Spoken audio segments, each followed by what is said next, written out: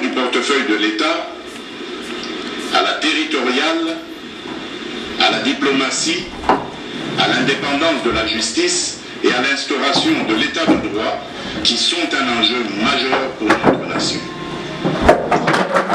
L'importance de ces questions me convainc qu'elles ne doivent être laissées à la merci d'un seul groupe politique.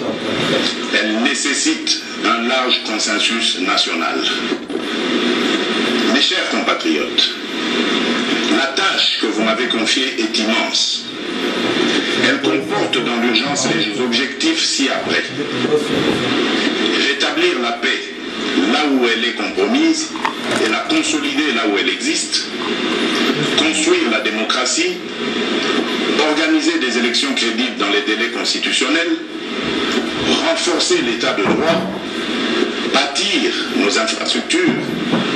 Assurer la santé à nos populations, garantir l'éducation de nos enfants, donner une perspective économique à notre jeunesse et promouvoir davantage les droits des femmes. Face à l'ampleur de ces défis, le peuple n'accordera aucun pardon à ceux qui, dans la classe politique, s'évertueront à créer ou à entretenir des entraves au progrès, animés qu'ils sont par une simple stratégie de survie politique ou de positionnement individuel, par la haine tribale, la rancœur ou par la poursuite de la prédation en toute impunité. À ce propos, je salue l'effort d'abnégation de ceux qui, dans tous les camps, se sont démarqués de ces antivaleurs. Mes chers compatriotes, l'état de droit que nous voulons vient d'être conforté par la prestation de serment de 3 juges constitutionnels, ce qui désormais assure à cette juridiction un fonctionnement régulier. Mes chers compatriotes, la restauration de l'état de droit dans notre pays n'est pas un leurre, mais le fruit d'une volonté politique, du reste coulée dans un programme de gouvernement tel qu'adopté par le Parlement.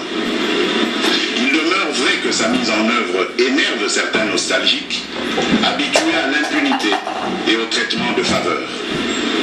Ceci étant, le partage des valeurs liées à l'état de droit et à la justice constitue la condition sine qua non de tout partenariat aux actions de nos mandats. Mes chers compatriotes, chaque année, plus de 2 millions d'enfants congolais naissent et s'ajoutent au nombre déjà important de notre population. Nous sommes individuellement et collectivement responsables de leur destin. Nous ne pouvons laisser leur avenir à la merci de pesanteurs ou écueils inhérents aux pratiques politiciennes qui retardent ou affaiblissent la réalisation du programme pour lequel vous m'avez élu.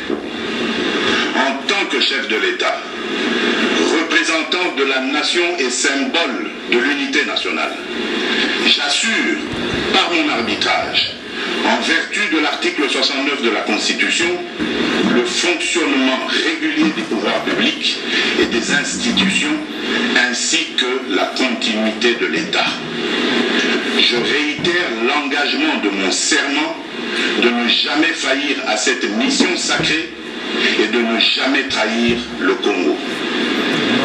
Je ne laisserai aucun engagement politique de quelque nature que ce soit primer sur mes prérogatives constitutionnelles et sur l'intérêt supérieur du peuple congolais.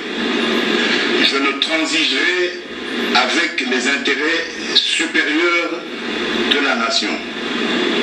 Je ne céderai jamais la moindre portion de notre souveraineté nationale. Je ne ménagerai aucun effort pour préserver la paix et l'unité nationale. Eu égard à ce qui précède, et considérant que le salut du peuple est la loi suprême, j'ai décidé d'entamer dès la semaine prochaine une série de contacts visant à consulter les leaders politiques et sociaux les plus représentatifs afin de recueillir leurs opinions à l'effet de créer une union sacrée de la nation autour des objectifs précités. Ces consultations visent la refondation de l'action gouvernementale autour des principes de participation à la gestion du pays. À l'issue de celle-ci, je reviendrai vers vous dans une nouvelle adresse pour vous faire part de mes décisions qui n'excluront aucun cas de figure.